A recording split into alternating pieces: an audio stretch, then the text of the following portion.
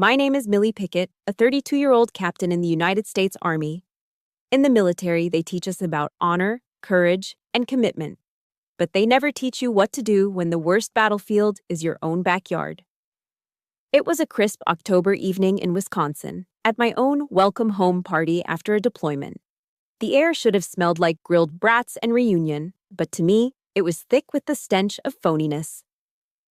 My father, David, clapped my brother, Mark, on the shoulder and declared to our relatives, "This is my son, a man who builds empires with his own two hands." My mother, Carol, gave me a look of pity and said, just loud enough for everyone to hear, "If only little Millie could do something meaningful besides taking orders from other people." But the final gut punch came from Mark himself. He smirked. "Come on, sis, that government paycheck of yours is just fun money. Don't act like you're important." They didn't know that while they were celebrating themselves on the back of my sacrifice, an email from the bank was waiting on my phone. An email that was about to level their entire empire.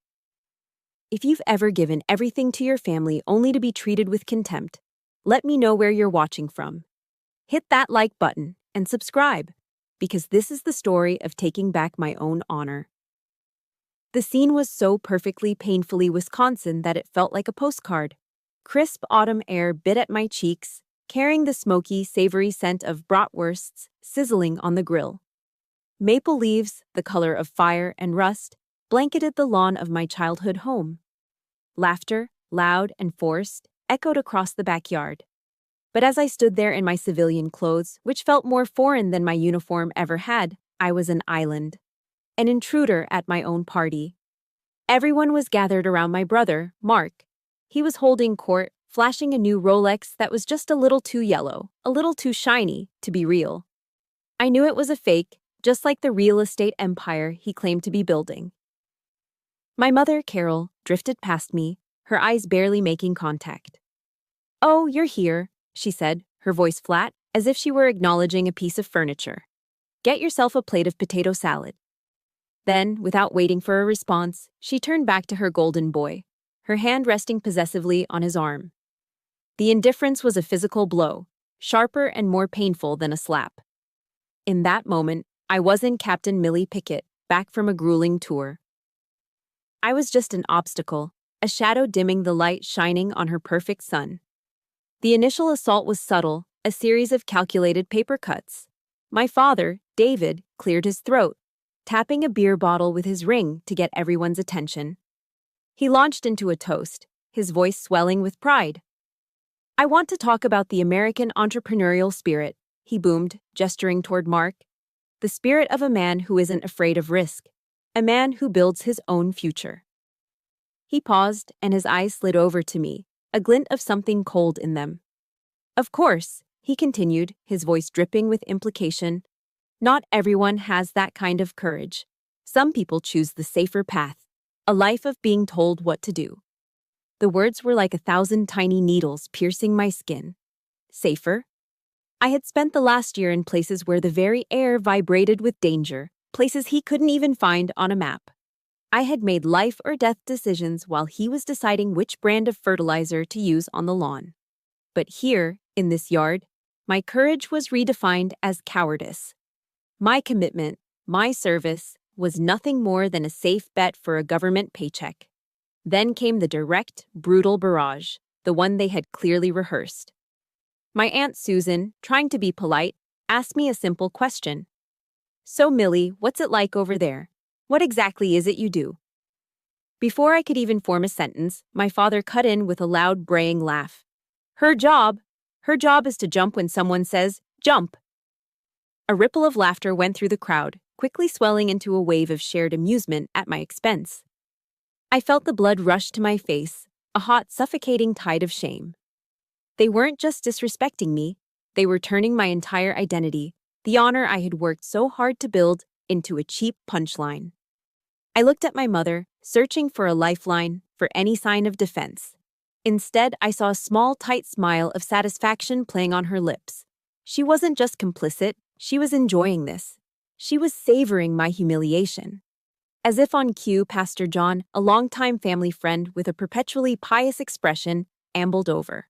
He placed a heavy hand on my shoulder, his touch feeling more like a restraint than a comfort. "Millie," he said, his voice a low, condescending hum. "The Lord teaches us to be humble. You should be happy for your brother's success. A rising tide lifts all boats, you know." He delivered the line as if he were bestowing a profound piece of wisdom, but all I heard was the sound of a nail being hammered into my coffin. He was using God to justify their cruelty, wrapping their jealousy and contempt in a holy cloth to make it righteous. The final blow came from my father. Perhaps he saw the defiance hardening in my eyes, the way my posture straightened into military rigidity. He took a step toward me, his face red with beer and anger. "Get out of here, Sergeant," he snarled, spitting my rank like it was a curse. "Nobody wants you here." That was it. The final thread holding me to this place, to this identity as their daughter, snapped. But I didn't cry. I didn't scream. My training, years of it, took over. It was a response so ingrained in me that it bypassed emotion entirely. My spine went ramrod straight. My chin lifted. I gave him a single sharp nod, the same way I would acknowledge an order from a superior officer. Then I turned on my heel and walked away. The silence I left in my wake was more powerful than any shouting match could ever be. The laughter died. The chatter stopped. I could feel every eye on my back as I walked, with measured steps, toward the gate. As I passed the dessert table, my gaze caught on the centerpiece, a sheet cake with "Welcome Home, Millie," written in cheerful blue frosting.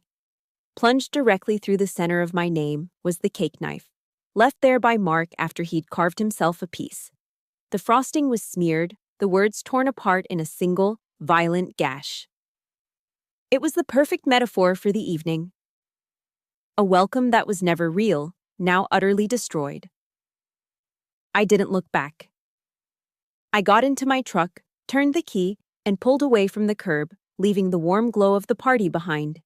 The cab of the truck was dark and silent, a stark contrast to the noise I had just escaped. As I drove into the Wisconsin night, the only light came from the passenger seat. It was my phone, screen lit up, displaying the notification of a single, unread email.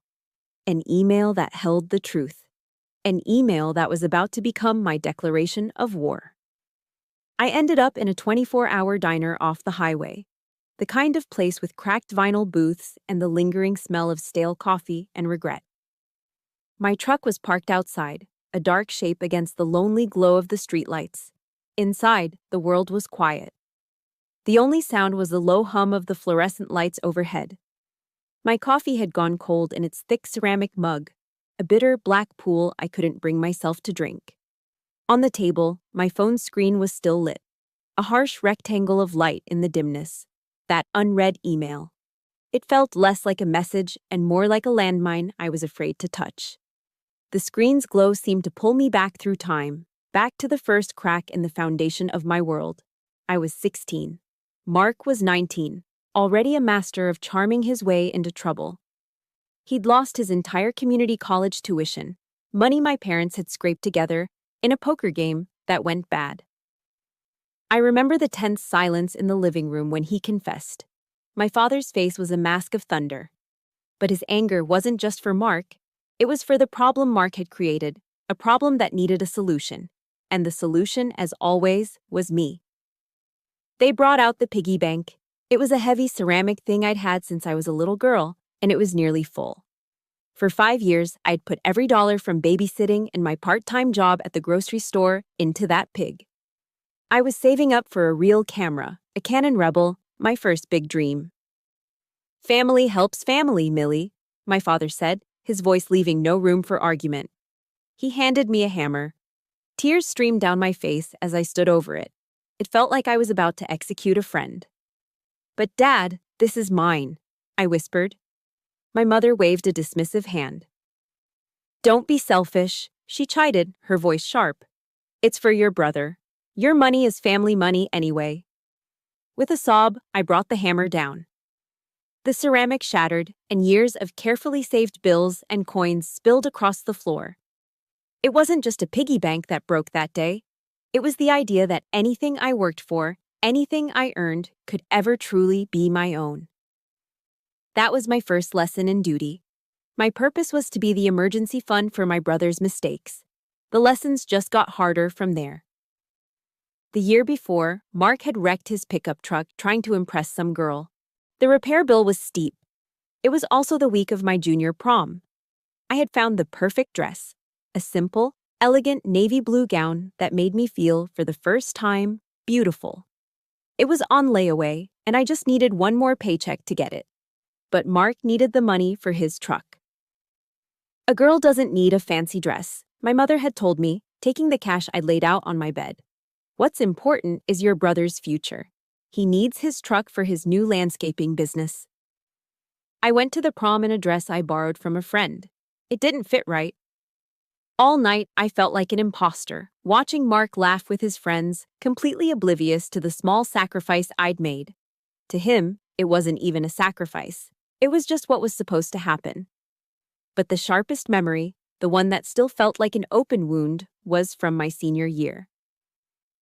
I came home one afternoon, my heart pounding with a joy so pure it felt like it could lift me off the ground. In my hand was a thick envelope from the University of Wisconsin-Madison. I'd gotten in. A partial scholarship even. It was everything I had worked for. I burst into the kitchen, waving the letter. "Mom, I got in. I got into Madison." She took the letter, her eyes scanning it with a distinct lack of enthusiasm. She placed it on the counter, next to a stack of mail. "We don't have the money for things like that, Millie," she said, her tone casual, as if discussing the weather. "Mark needs a big chunk of cash for a down payment on his first investment property." My dream, my future, was dismissed in a single sentence. That night, I huddled at the top of the stairs, listening to them talk in the living room below. "It's better if she enlists," my father's low voice rumbled. "Steady paycheck, good discipline. She can help Mark out down the line." They hadn't just denied my dream. They had already repurposed my future. My life wasn't my own to build. It was a resource to be allocated to my brother. That was the moment I decided to join the Army. If I was going to live a life of service, I decided it would be for my country, not just for my brother's failing business ventures. I thought putting an ocean between us would change things. I was wrong. The draining just became long distance. I remember a call from Mark while I was deployed in Afghanistan. The connection was scratchy, his voice frantic and sobbing over the line. He was going bankrupt, he wailed. He was going to lose everything.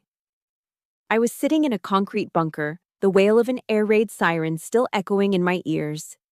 Fear was a constant companion, a metallic taste in the back of my throat.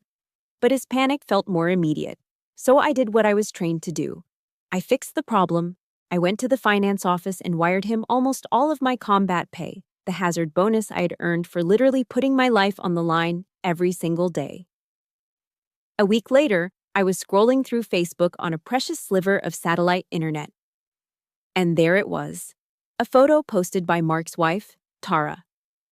The two of them were on a white sand beach, holding colorful drinks with little umbrellas in them.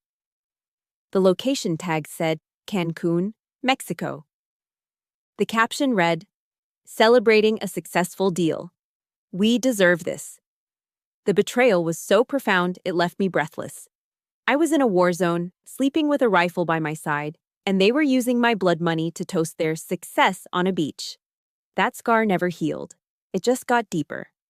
If you've ever had a sacrifice you made for family thrown back in your face, hit that like button to show some support. And in the comments below, just type the word, "I see you." Sometimes just being seen is all we need. My mind flashed to one last memory. My grandmother, Mildred, a few years before she passed. She had pulled me aside at a family Christmas gathering, her hand, wrinkled and warm, gripping mine tightly. "Millie, honey," she'd whispered, her eyes sharp and clear, "don't you let them turn your heart into an ATM." I had dismissed it then, patting her hand and telling her not to worry. She was just old, I thought, and prone to melodrama. But now her words echoed in the silence of the diner, a prophecy I'd been too blind, too bound by a misplaced sense of loyalty, to hear. I had been warned, and I hadn't listened. My gaze fell back to the phone on the table. My hand trembled as I reached for it. The past was a map, and every road led right here, to this moment, to this email. I was done running from the ghosts. I was done being their safety net. With a deep breath, I swiped the screen and opened the email from the bank. It was time to face the truth. The motel room was cheap, the kind that smells permanently of pine-scented cleaner and desperation. A single, weak lamp cast long shadows across the worn-out carpet. I sat on the edge of the lumpy bed, the glow of my phone screen painting my face in a cold, blue light. The email was open, its black and white text stark and unforgiving. The subject line was simple: personal loan notification. My eyes scanned the numbers again, hoping I had misread them. But they didn't change. A loan for $60,000 taken out in my name 3 months ago. My signature, a clumsy forged imitation of my own handwriting, was on the attached document. My heart didn't race. It just stopped. A heavy, dead weight in my chest. This wasn't just ingratitude anymore. This wasn't just taking advantage of my goodwill. This was a calculated crime. This was forgery. This was identity theft. This was the kind of betrayal that could detonate my entire career, vaporize the security clearance I had bled and sacrificed for. An icy chill crept up my spine, so cold it felt like it was freezing my bones. It wasn't the chill of fear. It was the chilling clarity of seeing my family for exactly who they were. Not flawed, not difficult, but predators. And I had been their prey. I must have fallen into a restless, dreamless sleep, because the next thing I knew, pale morning light was filtering through the thin, grimy curtains. And then my phone buzzed. It was a text. The first shot in their coordinated psychological assault had been fired. It was from my father. The message read, "You have shamed this entire family. Where is the loyalty they teach you soldiers? Or does the army only teach you how to turn your back on your own blood?" I stared at the words, a bitter laugh escaping my lips. He was using my own values, the very core of my identity, as a weapon against me. He was twisting loyalty to mean blind submission to their corruption. My fingers hadn't even finished tightening around the phone when it buzzed again. This time, it was a call from my mother. Her approach was different, softer, more insidious. "Millie, honey," she cooed, her voice thick with fake concern. "I know you're upset, but Mark, he's just struggling right now. You leaving like that has him so distraught. Please come home, sweetie. Family forgives." It was a classic textbook maneuver, one we studied in interrogation training. Good cop, bad cop, the carrot and the stick. My father threatened, my mother soothed. But the objective was the same: to break me down, to make me doubt my own reality, to force me back into my designated role. The obedient daughter. The family ATM. But the most public, most venomous attack was yet to come. It came from Mark, and he launched it on the one battlefield where everyone in our small Wisconsin town could see it. Facebook. He posted a picture of us as kids. I was about 7, he was 10. We were grinning, missing teeth, sitting on the front porch swing. It was a photo I had always loved. But the caption he wrote underneath it turned that innocent memory into something toxic. "Always love my little sister, even when she loses her way sometimes," he wrote. "It's sad when your success becomes poison to other people, even your own family. Hoping she finds herself again soon." I watched in real time as the comments rolled in, a tidal wave of public judgment. "What a shame. She should be proud of you. Stay strong, Mark. We're all behind you. I can't believe Millie would be so selfish, after all her parents have done for her." I felt exposed, as if I had been stripped naked and put on trial in the town square. In the space of a few sentences, Mark had masterfully painted himself as the successful, loving brother, and me as the unstable, jealous, vindictive sister. He had created a narrative, a lie built on the foundation of the very money he had stolen from me, and our entire community was buying it. I was now the villain in my own story. The final blow, the one that confirmed my absolute isolation, came from a trusted source. My Aunt Susan, my dad's sister, the one who always sent me care packages overseas, the one who called me her hero. Her name flashed on my screen, and for a foolish second, I felt a surge of hope. Maybe she was calling to check on me. Maybe she saw through the lies. I was wrong. "Millie," she said, her voice a syrupy mix of sweetness and steel. "I heard what happened. I know you've sacrificed a lot, dear. But what's money compared to family? How could you upset your parents like this? You're tearing everyone apart over a little bit of pride." A little bit of pride. $60,000 of fraud was a little bit of pride. I didn't argue. I didn't defend myself. I just quietly said, "I have to go, Aunt Susan," and ended the call. My hand was trembling as I set the phone down. That was the moment I understood. My family wasn't a unit with a few broken parts. It was an alliance, a system meticulously constructed to protect its most valuable asset, Mark, at any cost. And I was the designated cost. My future, my finances, and now my reputation were all acceptable collateral damage in the mission to prop up my brother. I stood up and walked to the window, staring out at the anonymous parking lot. I felt a surge of panic, a desperate urge to call them, to scream, to cry, to make them understand. But then, my training kicked in once more. When you're under ambush, you don't charge blindly into the line of fire. You find cover. You assess the situation. You stop all communications until you know the enemy's position. I picked up my phone, my movements now calm and deliberate. I silenced the notifications. Then, with a final, decisive tap, I powered it off completely. The screen went black, plunging the room into a dim, quiet stillness. Radio silence. That was the first protocol. The battle had been declared, and the first step was to take myself off their grid. For 2 days, I existed in a self-imposed exile of silence and cheap motel rooms. The radio silence was a necessary tactic, giving me the space to let the initial shockwaves of the attack subside. But isolation is a dangerous strategy if held for too long. By the third morning, the quiet had started to feel less like a shield and more like a cage. I knew I couldn't face this alone. There was only one person on the planet I could trust to understand, not just the family betrayal, but the military precision behind it. I drove for an hour, heading west through the rolling hills of Wisconsin, until I reached the small town Sarah Jenkins now called home. I pulled over on a quiet side street, my hands tight on the steering wheel, and made the call. My voice came out as a ragged whisper, hoarse from disuse. "Sarah," I said, the name itself a lifeline. "I need you." There was no hesitation on the other end. No questions, no demands for an explanation. Just the calm, steady voice of a fellow soldier. "Meet me at the daily grind in 10. I'm on my way." The click of the line ending was the most reassuring sound I had heard in days. That immediate, unquestioning response, it was the bedrock of military camaraderie.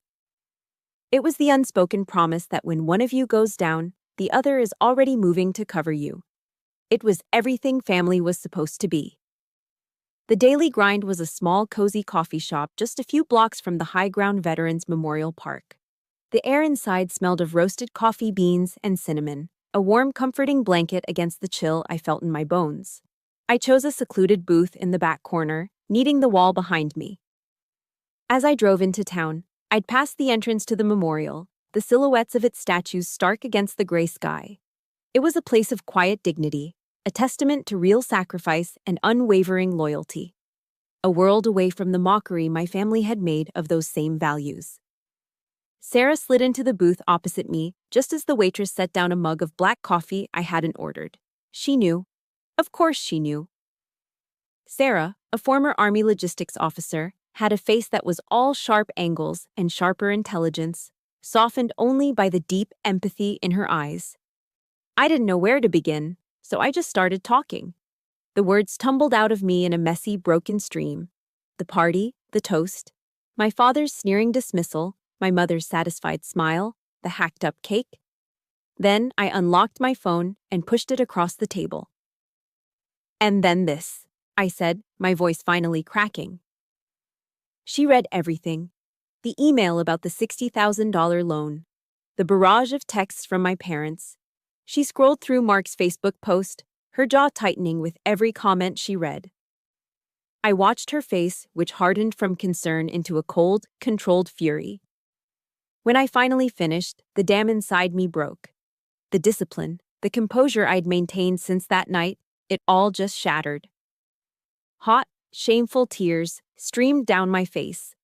I hadn't cried in front of anyone in years, but here, in this safe harbor, I couldn't stop. Sarah didn't say a word. She didn't offer empty platitudes like, "It's going to be okay," or "They didn't mean it." She just reached across the table, pushed a box of napkins toward me, and waited. Her silence was a gift. It was a quiet space for my grief to exist without judgment, an acknowledgement that this pain was real and deserved to be felt. It was worth more than 1,000 well-meaning but useless words. When the tears finally subsided into ragged breaths, she met my gaze. Her eyes were like steel. "They drew first blood, Millie," she said, her voice low and firm. "They declared war, not you." The words hit me with the force of a physical impact. It wasn't advice, it was a tactical assessment, and it was liberating. In that single sentence, she dismantled the architecture of guilt my family had spent a lifetime building. I wasn't the one tearing the family apart. I wasn't being selfish or prideful. I was a soldier, on her own soil, defending against an unprovoked attack. I was the one under siege. Sarah took a sip of her own coffee, and I saw the shift happen. The friend became the officer. The strategist took over. "All right, Captain Pickett," she said, a faint wry smile touching her lips. It was the first time I'd smiled in days.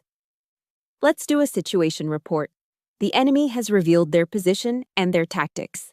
We're looking at psychological warfare and a financial flanking maneuver. Their objective is to force your unconditional surrender. So, what's our counteroffensive?" Hearing her frame it that way, like a mission briefing, was like a bucket of ice water to my chaotic emotions. The panic receded, replaced by the cool, familiar focus of a soldier. She had given me back my footing. She had taken the tangled mess of hurt and betrayal and laid it out on a map. "First," I started, my voice clearer now. "I need to protect my career. This loan—" "Exactly," Sarah cut in, her eyes narrowing. "That loan could compromise your security clearance. This isn't just about money. It's about your entire life's work. You have to report it. But first, we need more intelligence." She leaned forward, her voice dropping. "Have you spoken to your grandmother, Mildred?" The idea sparked in my mind like a flint hitting steel. Grandma Mildred, the quiet observer. The one person in the family who saw everything but rarely spoke. Her silence a different kind than mine. One of wisdom, not of pain. "No," I said, a new energy surging through me. "Not yet." "Call her," Sarah instructed. "She's our inside source. And Millie," she added, her tone becoming even more serious. "Run a full credit report on yourself. All 3 bureaus, now. That is standard operating procedure. We need a full battle damage assessment. We need to know the extent of the breach." I looked at Sarah, at her calm, determined face, and I felt the ground solidify beneath my feet for the first time in days. Her advice wasn't just comforting, it was tactical. It was actionable. She hadn't just given me a shoulder to cry on, she had handed me a weapon and a plan. I finally had a command post. I had an ally. And now, I had my next set of orders. Back in the sterile silence of my motel room, I executed the first step of Sarah's plan. My heart hammered against my ribs as I dialed my grandmother Mildred's number. She picked up on the second ring, her voice frail but clear, as if she'd been sitting by the phone. "Millie," she said, and there was a world of weary knowledge in that single word. "I've been waiting for your call." I didn't even have to ask. The truth, long suppressed by family secrets, came spilling out. "It's gambling debts, child," she said, her voice trembling with a mixture of anger and sorrow. "Online poker. Your brother is in so deep, deeper than any of us knew. Your parents, they already sold your father's new pickup truck to cover some of it, but it wasn't even close to enough." She paused, and I could hear her take a shaky breath. "But there's something else you need to know. A few weeks ago, I overheard Mark talking to your mother in the kitchen. He was panicking about a payment. Your mother was trying to calm him down. My grandmother's voice dropped to a conspiratorial whisper, mimicking the conversation she'd overheard. Mark's voice, she said, was slick with a chilling confidence. Don't worry, Mom. Millie's a straight arrow, but she'll never sue her own family. Her stupid loyalty is her biggest weakness. The words landed like a physical strike. A cold, sharp anger, unlike anything I had ever felt, pierced through the layers of my grief. It wasn't just that they had exploited my loyalty. It was that they had identified it, named it, and despised it. They saw my best quality as a pathetic, predictable flaw, a tool to be used against me. They hadn't just taken my money, they had taken my honor and mocked it. Immediately after hanging up, I followed Sarah's second directive. My laptop was open, my fingers flying across the keyboard as I logged into the credit reporting agency's website. My stomach was in knots. The screen loaded and a string of accounts appeared under my name. My breath caught in my throat. It was so much worse than I thought. It wasn't just the $60,000 personal loan. In the last 6 months, 3 new credit cards had been opened in my name. A Visa, a MasterCard, and American Express. All of them were maxed out. Small charges at first, gas stations, restaurants, then bigger ones. A $5,000 charge at a home improvement store. A $7,000 charge from a luxury resort in Florida. All told, the debt amounted to just over $85,000. And the mailing address for every single account, every statement, was my parents' house. This wasn't a single act of desperation. This was a system. A sophisticated, well-planned operation designed to bleed me dry in secret, all while they smiled in my face and talked about family. Then I saw it. A detail so cruel, so needlessly vicious, that it sucked the air from my lungs. I scrolled back to the personal loan, the big one. I looked at the date of origination. October 14th. The 10-year anniversary of the day I took my oath of enlistment. They had celebrated the day I dedicated my life to my country by committing a felony against me. They had marked my decade of service by strapping a concrete block of debt to my back. The sheer, calculated heartlessness of it was staggering. Any remaining flicker of sentiment I had for them, any lingering doubt, was extinguished in that moment.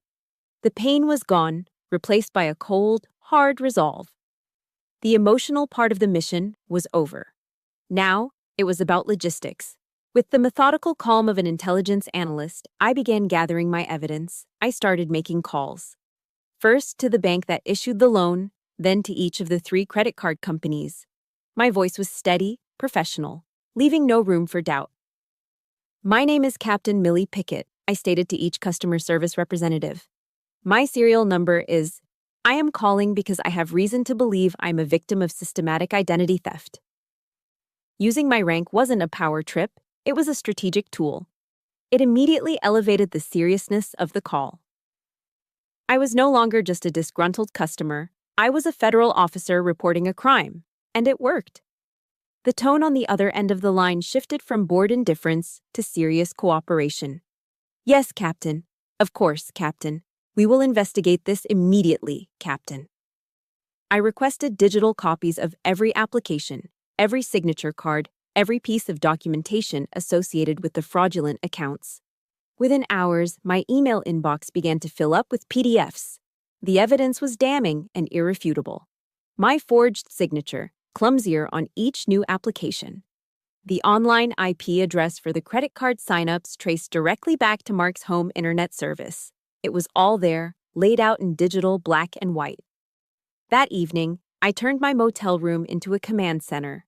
I printed everything out, the loan agreement, the credit card statements, the screenshots of Mark's Facebook post, and the sycophantic comments beneath it. My handwritten notes from the call with my grandmother. I spread the documents across the floor, arranging them like pieces of a battlefield map, identifying enemy positions and lines of attack. Each piece of paper was a round of ammunition. Each piece of evidence was a plate of body armor. My eyes fell on a book I had brought with me on deployment, now sitting on the nightstand. Extreme Ownership by Jocko Willink and Leif Babin.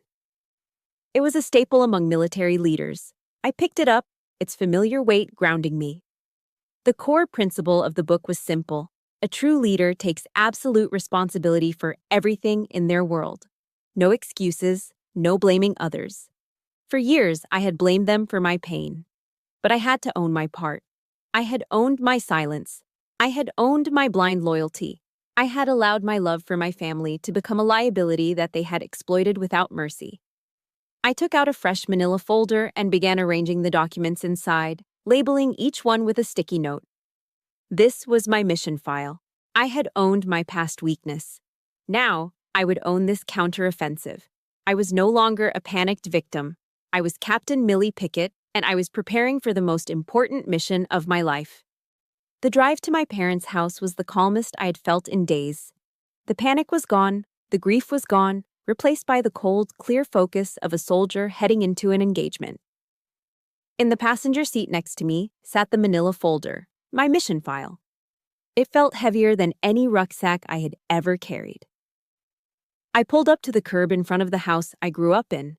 It looked exactly the same, the neatly trimmed lawn, the cheerful yellow shutters, but to me, it was no longer a home. It was a crime scene. I didn't knock.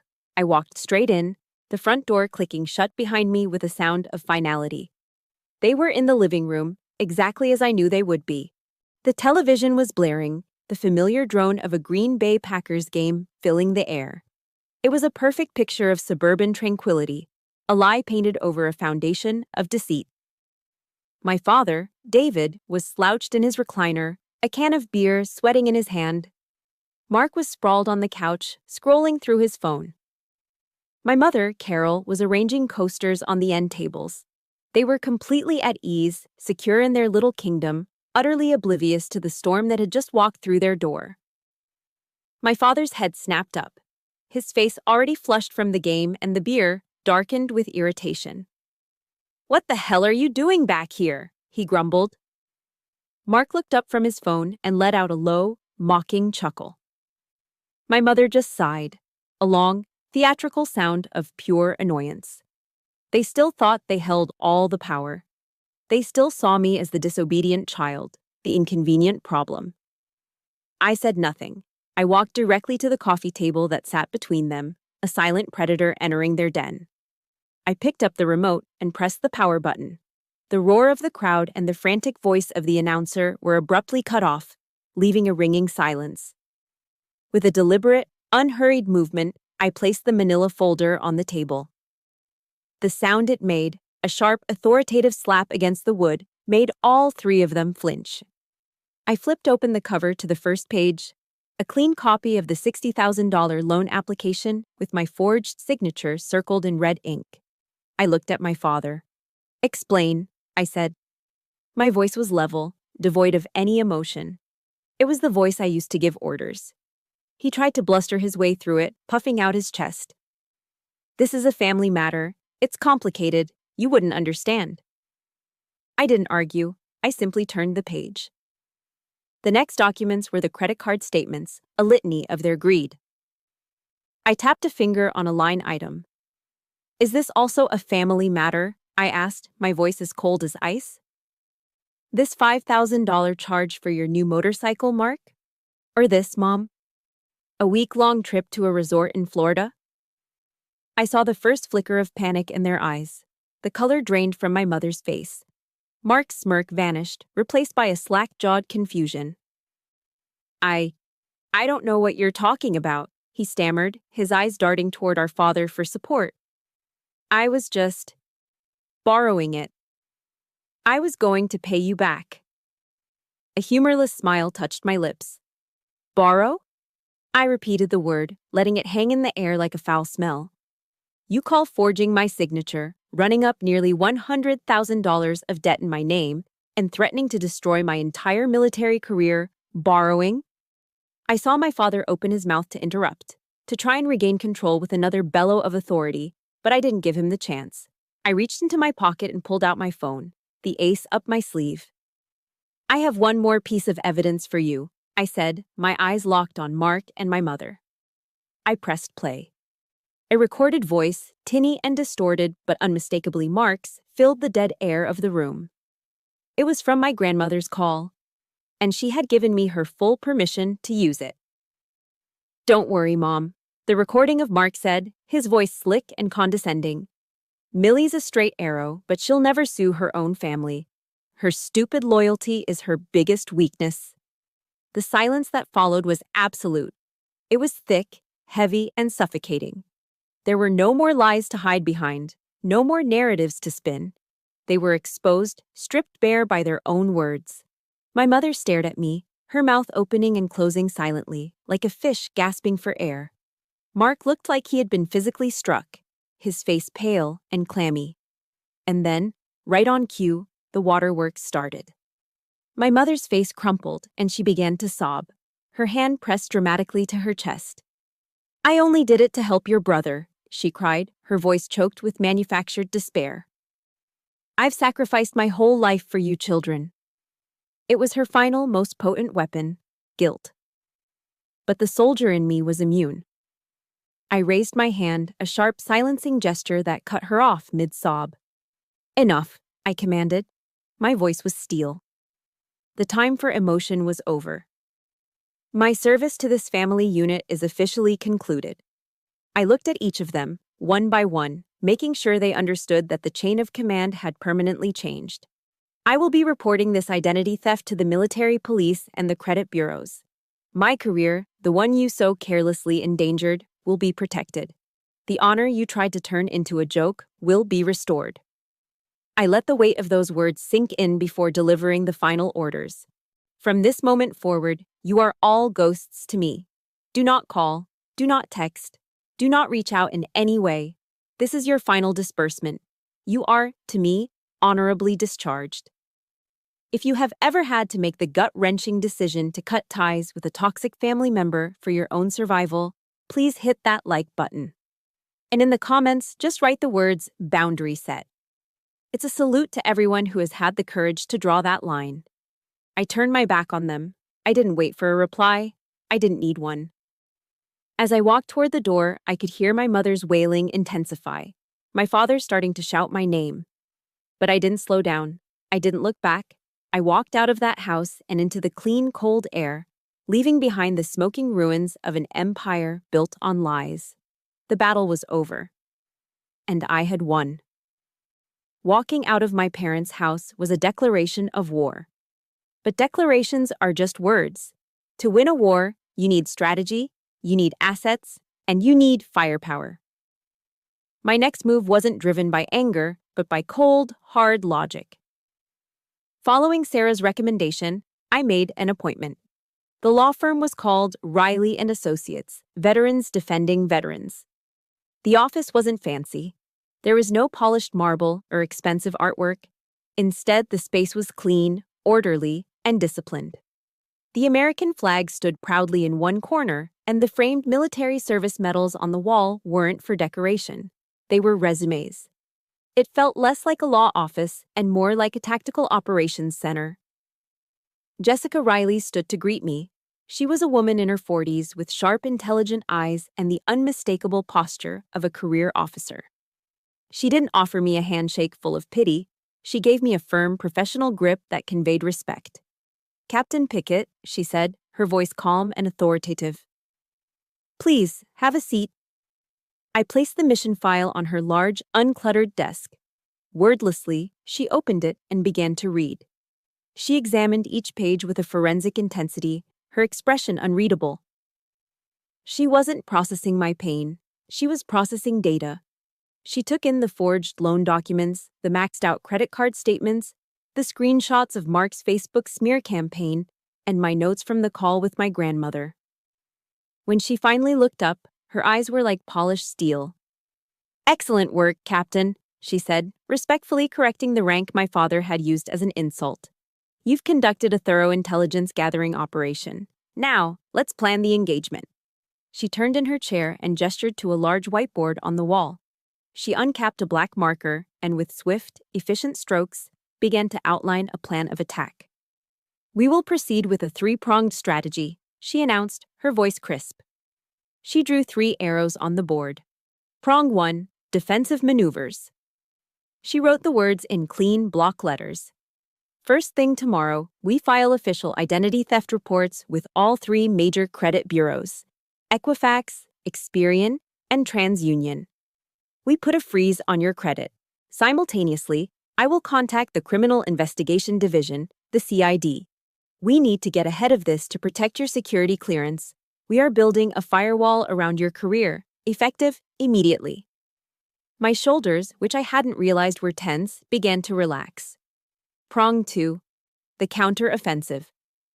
She drew the second arrow.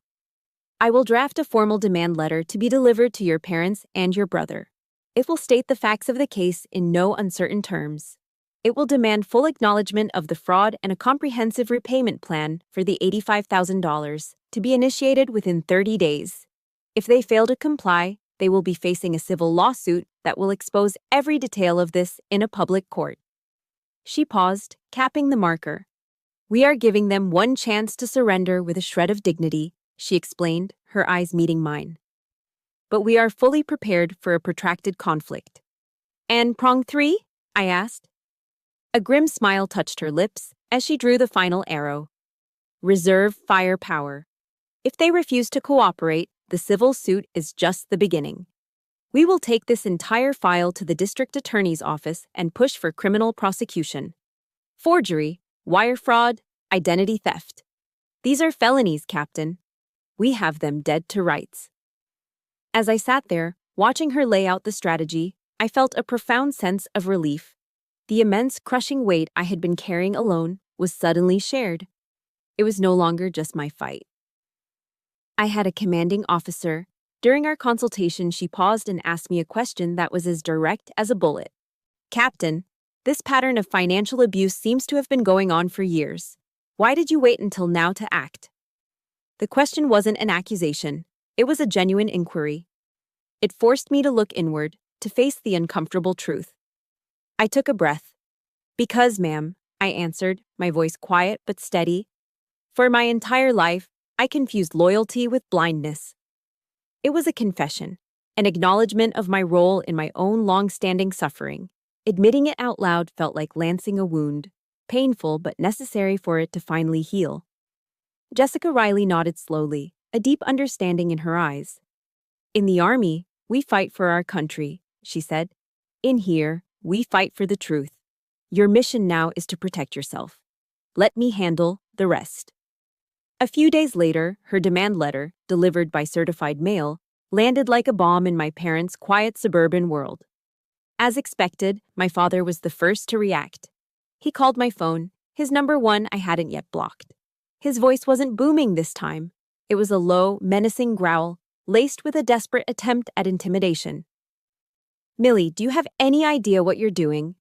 You are destroying this family, he hissed. Do you know what this kind of stress will do to your mother? Do you really want to be the one who sends your own brother to prison? He was pulling the last arrow from his quiver. The guilt trip.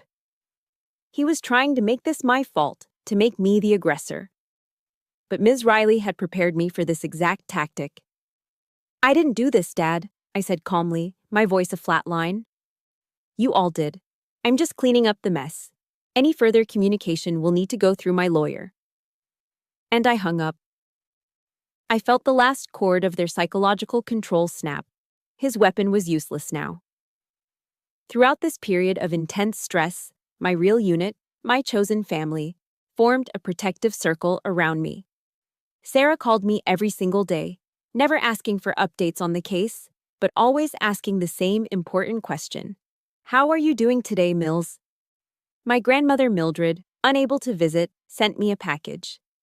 Inside was a tin of her famous homemade chocolate chip cookies and a small handwritten note on a piece of floral stationery. All it said was, I am so proud of you. I held that note in my hand, the simple words a more powerful validation than any medal I'd ever earned. These small acts of unwavering support were the fuel that kept me going. My unit was small, but it was fiercely loyal. I was a soldier in a new kind of war, but for the first time, I knew I wasn't fighting it alone. The 30 days stipulated in Jessica Riley's demand letter came and went with nothing but defiant silence from my family. As Ms. Riley had predicted, they were banking on the hope that I wouldn't go through with it. They were wrong. The next step was mediation, a final chance to resolve this before it became a full-blown public lawsuit. The mediation took place in a sterile conference room in a neutral office building downtown. The air was thick with a tension you could almost taste. On one side of the polished mahogany table sat Ms. Riley and me. We were calm, organized, our copies of the mission file stacked neatly in front of us. On the other side sat David, Carol, and Mark. They looked agitated, shifting uncomfortably in their expensive chairs. Next to them sat their lawyer, a man named Henderson. He was an older, small-town attorney who looked like he was more accustomed to handling property disputes than federal felonies. He exuded a misplaced, folksy confidence, as if he could smooth this all over with a few well-worn platitudes. He was completely out of his depth, and he didn't even know it yet. Mr. Henderson cleared his throat and began, his voice oozing a patronizing charm. "Well," he started, beaming at us. "I'm glad we could all come together today. Family is the most important thing we have, and sometimes wires get crossed. There are misunderstandings. I'm confident we can resolve this little disagreement and get the Pickett family back on the right track." Ms. Riley let him finish, her face a perfect, unreadable mask of professional calm. She didn't even blink. When the room fell silent, she leaned forward slightly. "Mr. Henderson," she said, her voice quiet but cutting through the tension like a scalpel. "We are not here to discuss family philosophy. We are here to address a case of financial fraud totaling $85,000. The color drained from Henderson's face. He tried to recover, shuffling through his papers. "Now, Jessica, let's not be hasty. My clients maintain that there was an informal, unspoken agreement. Captain Pickett has a history of generously supporting her family, and this was merely an extension of that." "An unspoken agreement," Ms. Riley interrupted, her voice dangerously soft. "An agreement to forge her signature on a federal loan document. An agreement to commit identity theft against an active duty officer, thereby jeopardizing her security clearance and, by extension, national security." She paused, letting the weight of her words fill the room. "Sir, what you call a family misunderstanding, the federal government calls a felony. Several, in fact." Henderson was starting to sweat. He tried another angle. "My client, Mark Pickett, was simply borrowing the funds." That was the opening Ms. Riley had been waiting for. This was the moment she would deploy her trump card. "Borrowing? That's an interesting choice of words," she said, turning her laptop to face them. "Perhaps this will clarify the nature of the borrowing." She clicked a file. A man's voice, amplified by the small speakers, filled the room. It was Mark, but not the stammering, nervous Mark sitting across from me. This was a cocky, boastful Mark talking to one of his gambling creditors. "Don't worry about the money. I'll get it," his recorded voice bragged. "My little sister in the Army, she's got a fat savings account, and she trusts me completely. It's like taking candy from a baby." The recording, which Sarah's friend in cybersecurity had legally recovered from a cloud server, was the kill shot. I watched Mark's face. The blood drained from it so fast he looked like a ghost. His jaw hung open, a silent gasp of disbelief. Mr. Henderson just stared at the laptop, his folksy confidence completely evaporated, leaving behind the stunned expression of a man who had just realized he'd brought a pocket knife to a gunfight. The wall of their denial crumbled into dust. With the recording as leverage, Ms. Riley began a surgical cross-examination, her questions sharp and relentless. "Mr. Pickett," she said to Mark, "is that your voice on the recording?" He could only nod, unable to speak. "Did you or did you not sign your sister's name on these loan and credit card applications?" He swallowed hard, his eyes darting around the room for an escape that wasn't there. "Yes," he whispered, the admission barely audible. She turned to my father. "Mr. Pickett, were you aware that your son had significant gambling debts when these fraudulent accounts were opened?" My father, the blustering patriarch, seemed to shrink in his chair. "I knew he was in some trouble," he mumbled, his voice a pathetic shadow of its usual roar. Then my mother did something predictable, yet shocking. In a final, desperate attempt to save her son, she threw herself on the grenade. "It was me," she cried, her voice cracking. "It was all my idea. I set it all up. Mark didn't want to do it. Don't blame him. I'm just an old, worried mother trying to help her son. It was a pathetic, transparent lie, a final act of manipulation. She hoped they wouldn't prosecute a weak old woman. But her confession only made it worse. It confirmed what we already knew. This wasn't just Mark's crime. It was an organized family conspiracy. The fight was over. Ms. Riley pushed a stack of papers to the center of the table. "These are our terms," she stated, her voice leaving no room for negotiation. "They are final." She laid them out, one by one. 1.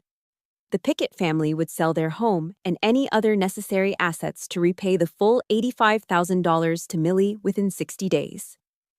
2. Mark would sign a legally binding confession of guilt, detailing the fraud. 3. They would all sign a permanent, no-contact order, legally barring them from ever contacting Millie again. The alternative, Ms. Riley concluded, her voice as cold as a winter morning, is that this entire file, including that recording, goes directly to the district attorney's office and the CID. You will face a criminal trial. Faced with the undeniable threat of prison, their resistance shattered. Mr. Henderson, looking utterly defeated, could only advise them to sign. I watched, my heart a steady rhythmic drum in my chest, as they picked up the pen one by one. My father's hand trembled. Mark wouldn't look at me. My mother's tears were real now. Hot tears of defeat. Not of manipulation. They signed away their house. They signed away their power. They signed themselves out of my life forever. I didn't feel the triumphant joy I had expected. There was no elation, no explosive sense of victory. There was only a quiet, profound, and ice-cold relief. The mission was complete. The war was over. I had won. Victory isn't loud. It doesn't always come with a ticker-tape parade or a triumphant soundtrack. Sometimes it arrives quietly in the form of an email notification on a Tuesday morning. Exactly 58 days after the mediation, my phone chimed. It was an alert from my bank. A deposit had been made into my account. The number was $85,000. I stared at the screen, not with a surge of joy, but with a heavy, profound sense of finality. It wasn't a prize, it was a reimbursement for damages. It was the closing entry in a ledger that had been unbalanced for far too long. The ripples of that day in the conference room spread slowly but surely through our small town. The first visible sign was the for sale sign that appeared on the front lawn of my childhood home, its bold red letters a public declaration of their defeat. Then, the whispers started.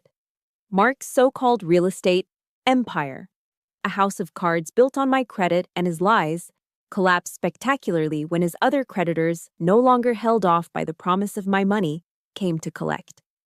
The local newspaper, the Wisconsin Valley Chronicle, ran a small article in the business section. It announced that Pickett Properties, LLC had filed for Chapter 7 bankruptcy. The article was short, professional, and devastating, laying bare the truth Mark had spent years trying to conceal. Justice, I learned, wasn't a clap of thunder. It was the quiet, inevitable consequence of a lifetime of bad choices. One afternoon, I found myself driving down my old street, almost on autopilot. The for sale sign was gone, replaced by a sold banner. A new family was already moving in. A young couple, unloading boxes from a U-Haul, their kids chasing a ball on the lawn. I saw the sticker on the back of their minivan, an insignia for a unit at Fort McCoy. A young military family. And flying from the porch, where our tattered decorative flag used to hang, was a brand new, crisp American flag, waving proudly in the autumn breeze. It felt symbolic, like a changing of the guard. The house was no longer a monument to my pain. It was a home again, a place of new beginnings, not just for them, but for me. A week later, a letter arrived at my new apartment. The handwriting on the envelope was my mother's, a familiar looping script that made my heart give a single, painful twinge.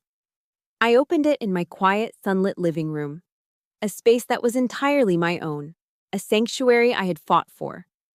The letter was a masterpiece of emotional manipulation.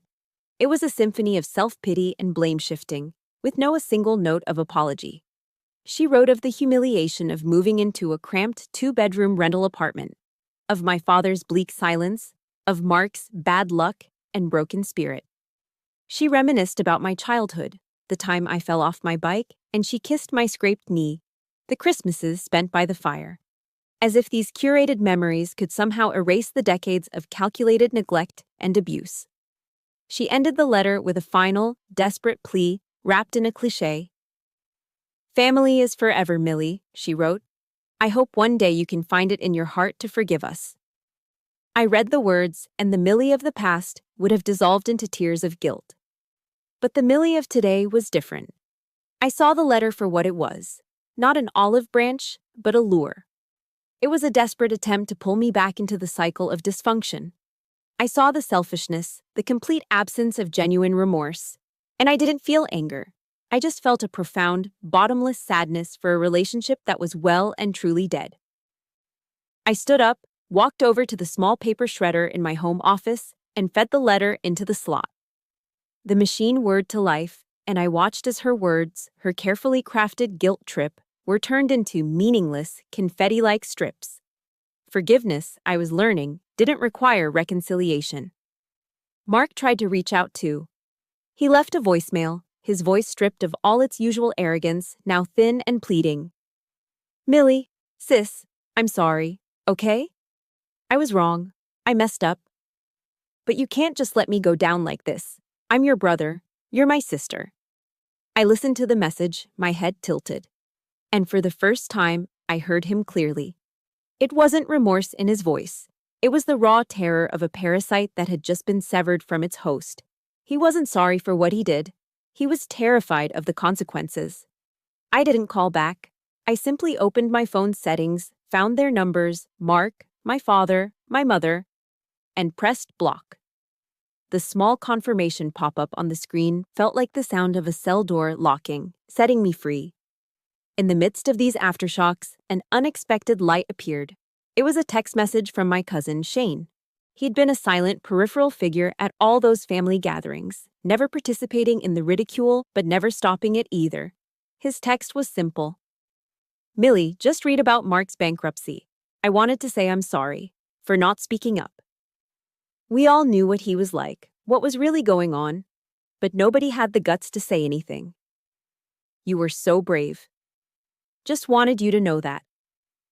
That message was a balm on a wound I didn't even know was still open. It was a quiet confirmation from inside the family wall that I wasn't crazy. My truth was the truth. That night, I was reading a book by the psychologist Brené Brown, and a sentence seemed to leap off the page and sear itself into my mind. "Clear is kind. Unclear is unkind." It resonated so deeply. For years, my family had operated in the fog of the unclear. Unspoken expectations, passive aggression, blurred boundaries. My decision to confront them, to hire a lawyer, to set a hard, unbreakable boundary. It felt harsh at the time. But I realize now it was the kindest thing I could have possibly done. It was kind to myself, because it gave me peace. And in a strange way, it was kind to them. It forced them finally to face the reality of their own actions, free from the fog of my stupid loyalty. It was a kindness they would never appreciate, but that didn't matter. It was the truth. 1 year later, I stood in the living room of my own apartment, watching the early morning sun stream through the large windows, casting golden patterns on the hardwood floor. The air was still, filled with the scent of brewing coffee and a profound, unshakable peace. It wasn't a large apartment, but it was mine. Bought with my own money, filled with my own furniture, and overflowing with a quiet that was earned, not given. There were no family photos on my walls. The smiling, posed images of the Picketts had been replaced by frames holding different kinds of memories. There was a picture of Sarah and me, laughing, covered in mud after a charity obstacle course. There were photos of my unit overseas, brothers and sisters in arms. A bond forged in dust and fire. There were snapshots from my travels, moments of beauty and solitude from around the world. My phone, resting on the kitchen counter, no longer felt like an explosive device. It no longer buzzed with angry accusations or wheedling demands. Now, it only chimed with texts from Sarah asking if I wanted to grab coffee, or updates from my army buddies. This was it. This was the life I had fought for. This was my new normal. The $85,000 sat in my bank account for a month, untouched. I couldn't bring myself to spend it. It felt tainted, a monument to my pain. So, I decided to do what soldiers do. I would turn the enemy's weapon into an asset for my own mission. I called Jessica Riley.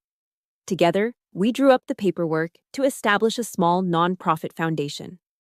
We didn't name it after my family. We named it after the part of my identity they could never tarnish. We called it the Captain Pickett Honor Fund. Its mission was simple: to provide free, confidential financial literacy and legal consultations for young service members who were facing financial abuse from their own families. To launch the fund, I hosted a small gathering in a private room at a local restaurant. The only people there were my new unit: Sarah, Ms. Riley, my cousin Shane, and a few other veterans who had become my friends. There were no grand speeches, no pretensions. When I stood up to speak, my voice was thick with emotion, but it didn't waver. I learned the hard way that sometimes the most dangerous battlefield isn't overseas, I said, looking at the faces of the people who had stood by me. Sometimes it's in your own home, with your own family. This fund is for the soldiers fighting that silent war. It's to let them know that they are not alone, and that they are worthy of being defended. A few months after the launch, I received an email from a young Marine corporal named Emily. Her story was a haunting echo of my own. Her parents were draining her paychecks to fund her brother's latest failed startup, all while making her feel deeply guilty for wanting to say no. We met at a quiet coffee shop, the same one where Sarah had first helped me assemble my command post. Emily was barely 20, with a soldier's posture but the lost, worried eyes of a child. She told me her story in a low, halting voice, twisting a napkin in her hands. I didn't just listen, I understood. I saw my own reflection in her struggle, in her misplaced sense of duty. When she finished, I didn't offer her a list of instructions. I offered her a piece of my own hard-won truth. I told her my story, not with bitterness or anger, but with the calm perspective of a survivor who had mapped the terrain. "You aren't betraying your family when you set a boundary, Corporal," I told her gently. "You are teaching them how to respect you, and more importantly, you are respecting yourself." She looked at me, her eyes filled with tears. "But the guilt? It feels like I'm breaking a sacred rule. They're my family." "I know," I said, my voice soft. "We take an oath to uphold certain values. We know them by heart." I leaned in, making sure she heard every word. Honor, courage, commitment. Those values apply to protecting yourself too. Your honor is worth defending. Having the courage to say no is a battlefield victory. And your primary commitment must be to your own well-being, because a soldier who is broken at home cannot be effective in the field. You are worthy of being defended. The last time I saw her, she was walking into Ms. Riley's office, a folder of her own tucked under her arm, her back just a little straighter. The final scene of my old life, and the first of my new one, took place where it began to turn around. I was walking through the High Ground Veterans Memorial Park, the same place I'd passed on my way to meet Sarah over a year ago. The Wisconsin autumn wind was crisp, rustling the leaves. I no longer felt a heavy weight when I thought of the past. The anger had faded, leaving behind the quiet wisdom of a healed scar. The memories were no longer active combat zones. They were just part of the map of my journey. I had taken the core values that had been twisted and used against me, and I had redefined them. Honor was no longer about blind obedience. It was about being true to my own integrity. Courage was no longer just about facing enemy fire. It was about having the strength to defend my own boundaries, even against the people I was supposed to love. And commitment was no longer a one-way street of sacrifice. It was a fierce dedication to the peaceful, purposeful life I was now building with my own two hands. Captain Millie Pickett had completed her final and most difficult tour of duty. She had been honorably discharged from a toxic family unit, and she had promoted herself to commander-in-chief of her own life. Thank you for walking this path with me. My war at home is over, but I know that for many of you, the battle might just be beginning. If my story has proven anything, I hope it's this. Your peace is worth fighting for, and your boundaries are worth defending. You are not disloyal for demanding respect. You are your own command. For more stories about reclaiming your power and finding your voice, please hit subscribe. And if this story resonated with you, or if you know someone who needs to be reminded of their own strength, please share it. You never know whose life you might change.